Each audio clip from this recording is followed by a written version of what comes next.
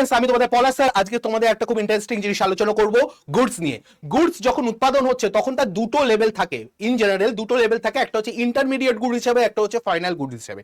Intermediate goods মানে কোনো জিনিস প্রোডাকশনের মিডল লেভেলে যখন আছে তখন সেটাকে বলা হয় ইন্টারমিডিয়েট গুডস, আর যখন প্রোডাকশন হয়ে যাচ্ছে ফাইনালি সেটা হচ্ছে ফাইনাল গুডস। ফাইনাল গুডস আবার দু রকমের হতে পারে, একটা হচ্ছে কনজিউমার গুডস আর একটা হচ্ছে ক্যাপিটাল গুডস।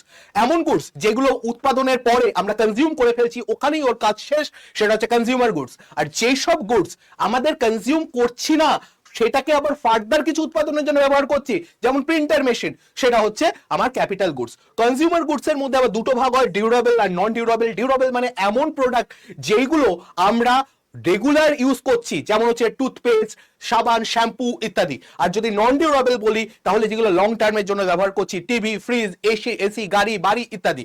তো তোমরা অবশ্যই ডিউরেবল আর নন ডিউরেবল এর আমার বলার বাইরে কোনো এক্সাম্পল দাও দেখি।